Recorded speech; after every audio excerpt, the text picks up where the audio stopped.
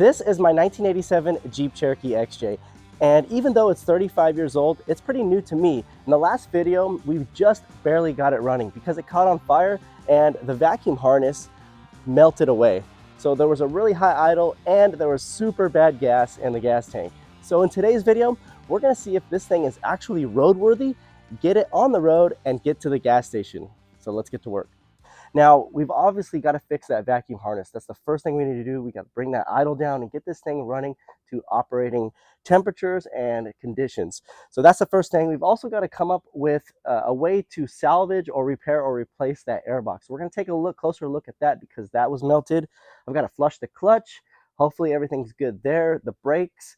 And we need to replace the tires because those are rotting out and those wheels look a little sad. I've got something in mind and plan for that. And then moving along, there's probably going to be a list of other things that we're going to have to do. I know the blinker switch is broken. We're going to have to extract that arm out of the column.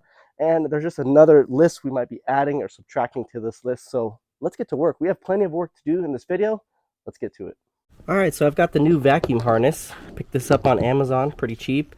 And it basically snaps together like so.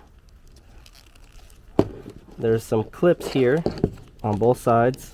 Just kind of go around it and make sure it's all together. So let's go ahead and get it over to the Jeep.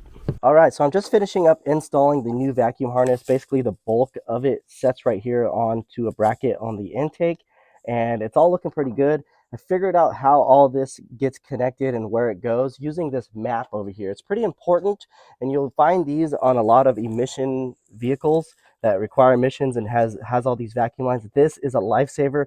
Definitely refer to this diagram anytime you're working with vacuum harnesses and things like that. Deducting all of that was good. He had this off prior to the fire, but the airbox, as you can see, I've kind of just chipped away all of the melted plastic that was basically blocking the port here for the intake off the airbox, and I kind of made a hole again. But overall, I think the airbox, other than all the tubing and everything, is salvageable. It just looks a little burnt. There was one tubing that didn't come into the harness. That's this guy, where I've connected this piece of red tubing, and this piece of tubing runs all the way over to the evap canister on this side over here underneath the coolant bottle, the overflow. So it's running over there. The ducting off the intake actually still fits, so we'll just have to push it on there a little bit further than usual, and we'll tighten it up over the top part of the airbox.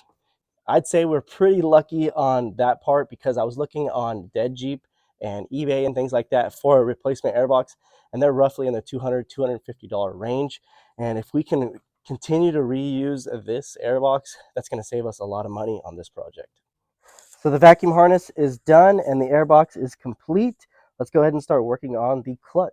I'm going to be using this .3 brake fluid. It's the big, large bottle. That should be plenty enough to flush the brake system and the clutch. So if you guys follow my channel, you guys know that I have this one-man brake bleeder kit. It's pretty simple to use, and I'll be using this for bleeding the clutch and the brake system today. It's fairly simple. You add a little bit of clean fluid up to a little bit past the straw here. Close the cup. Whoops. Close the cup. And then you have 3 different boots inside the package that it comes with. So the real small one, we'll be hooking that up to the fitting for the clutch, and then the real large one has this hole. We'll be using this one for all the brakes, the rear drum cylinders and the front brake calipers. So typically on the clutch cylinder, this is the master cylinder where we're going to be topping off the fluid. As we pump out the bad stuff, we're going to need to be putting in the new stuff, and on the cap it'll tell you the exact type of fluid that you're going to want to use. All right, so under the XJ, this is a manual transmission. I've got the tubing hooked up to the fitting right there, and we're going to be using this one-man bleeder kit, and I'm basically just going to pump as much of that old fluid out until I get a steady, clean fluid stream coming through this tube, and all of the bad stuff, once the cup is full, will come out of this hole here, and it'll just go into a drip pan that I place underneath the cup. Pretty simple. So I just got done flushing the clutch system, and let me tell you, there was a lot of nasty dirt and fluid in that clutch system, and I'm really happy, grateful that we got that taken care of. Now we're going to be moving on to the brakes. So to begin the process of flushing out the entire brake system, we're going to start at the rear passenger side and remove the wheels and basically inspect the shoes, make sure all the components are good under the drums. In this case, all the shoes look pretty good and there's just a lot of rust. So I'm just going to go ahead and take a wire wheel with my drill and just kind of knock off some of this rust that's kind of built up over time.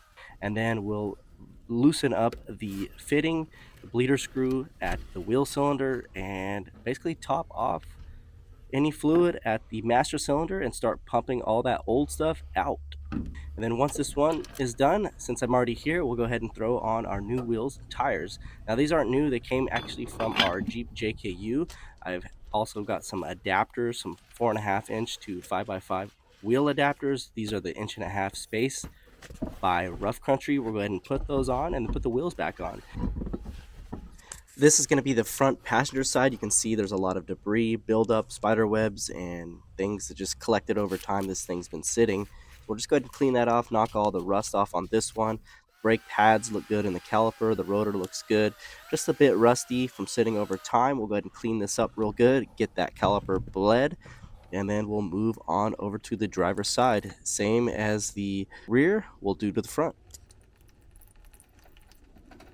The one-man brake bleeder kit, I'll list a link in the description box below. It's definitely proved its worth in weight. It's about 13 bucks, and man, doing this job by yourself with this kit is just a breeze. So last, we'll finish off at the front driver's side wheel caliper, start flushing that out. As you can see, the fluid is getting much cleaner up front. That is a good sign that we've pretty much passed out all of the old fluid and exchanging it with the new stuff. And let me tell you, the fluid looked bad. A lot of dirt and sand and just black oil. I'm glad we got this flushed out. And we'll just go ahead and top off the master cylinder when we're done, put the cap back on, and get the new Rough Country wheel spacer on with the JK wheels. And by the time we're done with that, all the wheels should be on. We are good to go. Let's move on to the next project. So because I made a mess with the brake fluid all over the master cylinder, I decided I was just going to take some of this purple power detergent and just spray under the hood and the whole engine and all these components. Let that detergent soak in for about 5 minutes and then pressure wash everything under the hood. And I really think it does make a good job, and everything's clean and I'm looking shiny again, and I think it came out pretty good. I always like when things look real nice and clean under the hood. It just makes it more appeasing to work on.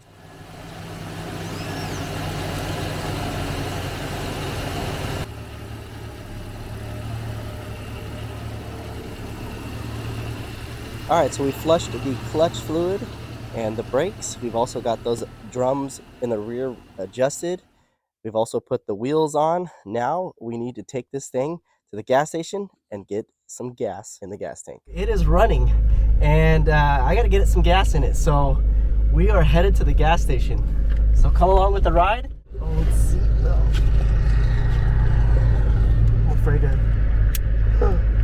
What if I can't get out? Oh, whew. All right, seatbelt is on. So far, it's been doing good. I'm in third right now, and yeah, just smiles right now. This is pretty cool.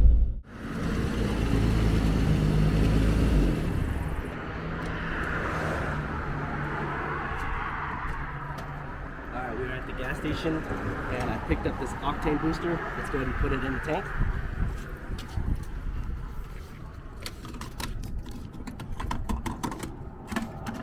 Lucas octane booster, a real.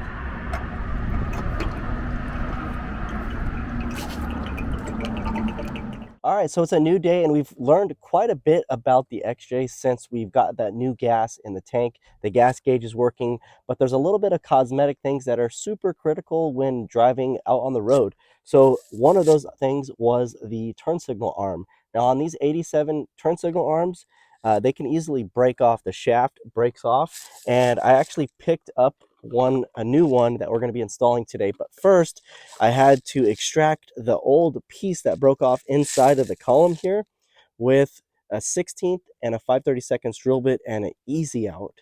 And basically, you line it up with the shaft, and you're able to just yank it out. So I've got that piece extracted, and we're going to go ahead and install the new turn signal switch. It's pretty easy. Just open up the package, and you're gonna have to get everything lined up. So there's this part spins, and this part has a groove with a notch.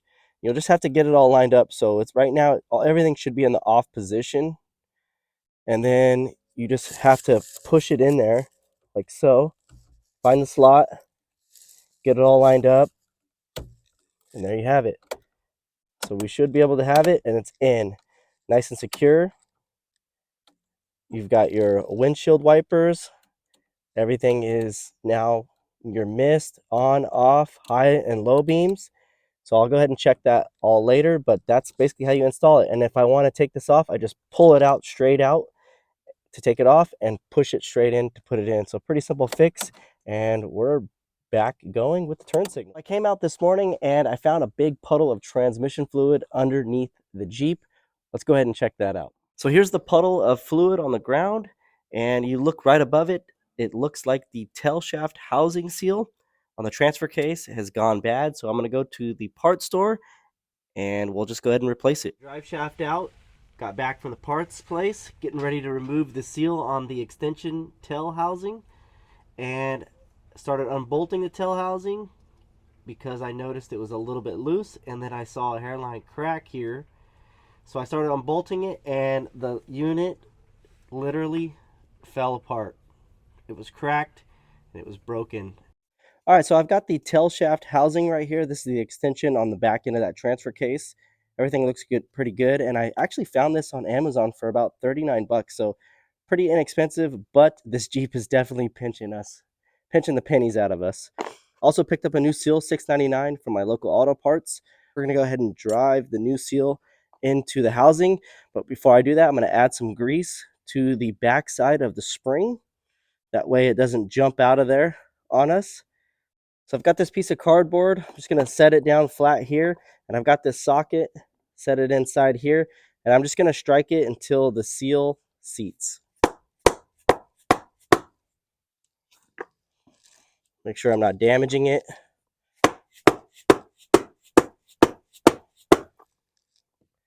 Looks like it's going in, and it looks like the back of the seal has seated.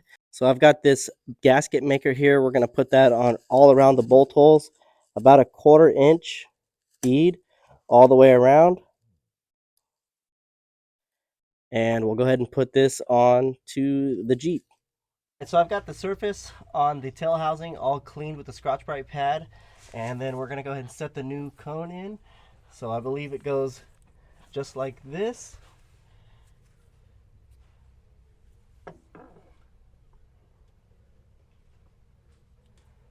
Just like that.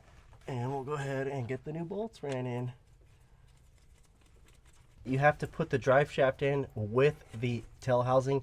That way the bushing seats around the shaft of the drive shaft. And then once it's all in, you can attach the rear yoke and then tighten the 3 bolts down on the extension housing. And that's working. Right now I'm just getting ready to torque all 3 of these and then finish torquing the U-joint straps down to the pinion yoke. And while I was underneath the Jeep, I happened to notice the output tubing on the muffler had separated. So I went ahead and welded that up. And I also adjusted the e-brake cable since that wasn't working as well. So here we are nearing the end of the video, and unfortunately I have some bad news. I mean, there is a lot of good news that came out of this. Looking at the bright side, I've been able to take this Jeep and basically bring it out of the rotting situation it was in and literally bring it back to life. I mean, I'm out here 50 miles away from my home in the middle of nowhere. Unfortunately, while I was under the Jeep, I happened to notice the front and rear axles have different gear ratios. So I assumed that maybe the previous owner had a axle swap and he decided that different gears weren't an issue. So at the moment, we cannot put the Jeep in 4-wheel drive. So in 1987, they had the manual transmission with 307 gears front and rear, and the automatic with the 355 front and rear. And in this case, I have 355s in the rear and 307s in the front. So I can either replace the rear or the front axle. This one in particular, I really don't like it because it has the center axle disconnect. It's an older version of the Dana 30s, and I would kind of actually like to get rid of it. With that being 355s in the rear, I can add a larger tire with the power that it has for the drivetrain.